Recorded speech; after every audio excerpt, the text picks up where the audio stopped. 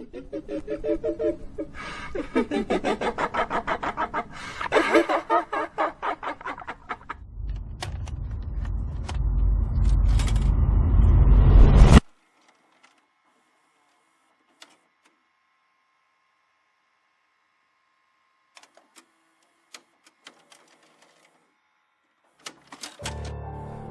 my dear viewer. I welcome thee to yet another scary, strange, and downright messed up story for tonight. Tonight's scary story is going to be based around the true crime genre.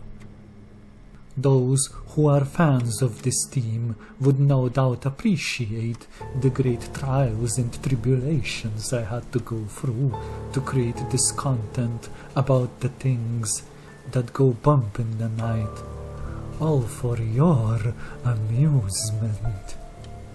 A quick disclaimer before we dive into the meat and potatoes of today's video. The following story explores dark and disturbing themes of crime. Therefore, especially for those who are on the sensitive side, viewer discretion is very much advised. Now, with that said, on with tonight's story. This incident happened in a small, quiet European country called Lithuania.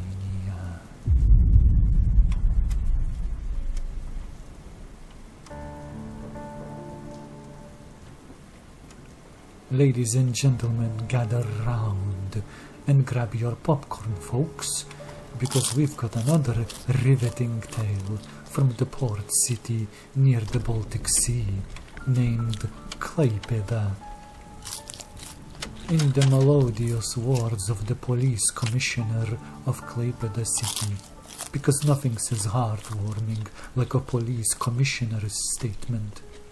Investigating murders is a walk in the park. The real challenge comes when someone actually dies, and worse yet, when victims' own flesh and blood lifts their hand against them. Bravo, Captain Obvious. What other valuable insights you may have. Quite a few years ago, a 67-year-old's lifeless body was found lying in the apartment, featuring a knife artfully inserted into his chest. Oh, how Shakespearean. The victim, known only as Sergei, had a strong visual impairment on both of his eyes for 18 years prior to his end. For you see, old Sergei was a welder at the local seaport. The gas tank exploded. Sergei, блядь!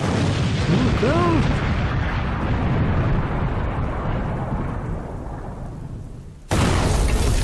Injuring both of his eyes. Suffice to say, the guy was legally blind. It appears that Lady Luck was not on Sergei's side, now that his life was snuffed out in such dramatic fashion. Of course, an investigation was opened into the matter. Enter our meticulous detectives, Sherlocking their way through a crime scene that screams, "Guess who's coming to dinner?" Ideal order, no signs of brawl, almost as if the murderer took a class on cleanliness. However, the money was gone, obviously, but at least now we know the motive as to why. A brief interruption before we continue. At the time of this incident, Lithuania still hadn't adopted the euro as their local currency as part of being in the European Union. For context, at the time 1 euro was worth around 3.75 litas, and 1 USD was worth around 2.5 or 3 litas. Now continuing. As we briefly touched on it before, blind Uncle Sergei had around 2,000 litas stashed in his apartment, for roughly around 533 euro or 800 USD. The victim considered this a handful amount of coin to be his retirement fund. During the investigation, what first grabbed the attention of the detectives was the fact that there seemed no forced entry to the apartment. Why? That means the victim let the perps inside on his own volition. But how can this be? According to Sergei's sister, the man was very apprehensive about opening the door to anyone, especially strangers. After the doorbell rang, everyone, even a person that Sergei knew, like his own sister, had to engage in an extended dialogue and banter with the old man, dragging out for 10-15 minutes or more before the door was opened. And this was for the people he knew, yet the criminals somehow managed to get inside without breaking the door.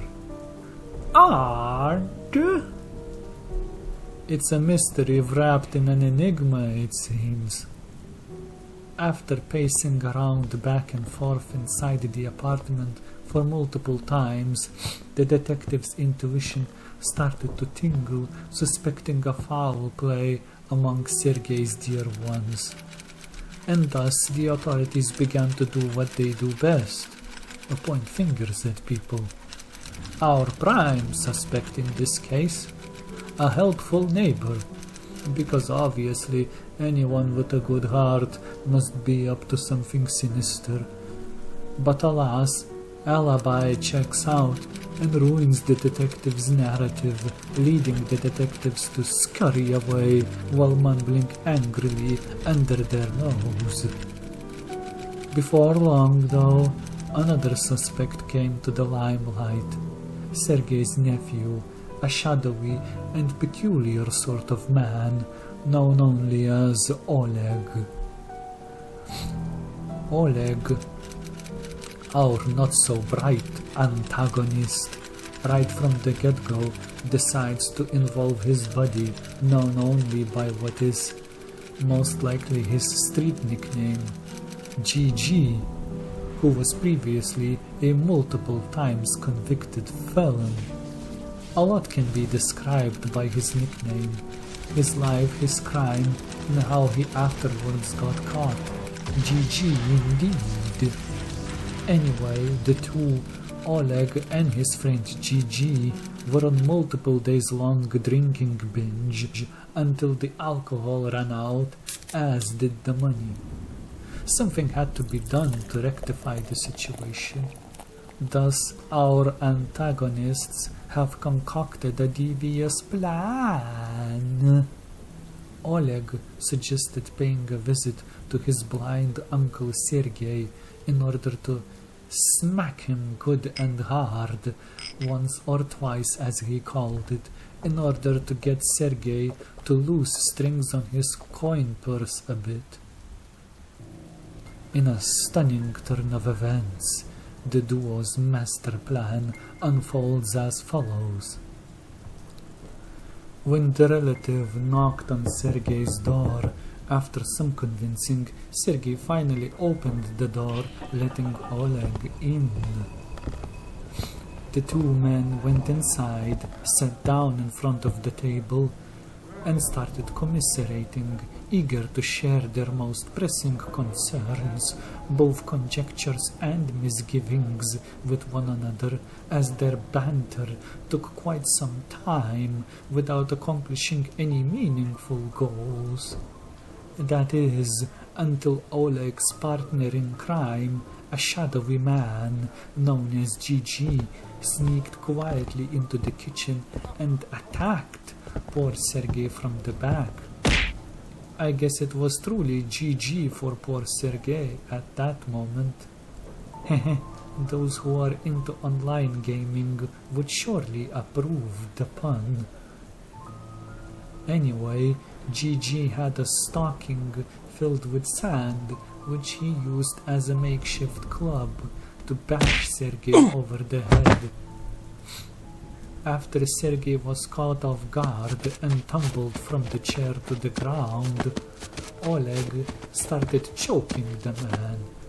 When it turned out that both criminals lacked the power and the competence to properly strangle the old, legally blind man in his 60s, Oleg started shouting to his friend for help. That's when the knife was produced from the kitchen counter and GG, true to his name, GG'd poor Sergei. In total 5 jabs with the knife, 3 of them straight to the heart. Both bandits took all the money from Sergei's stash, split it evenly, and left the premises.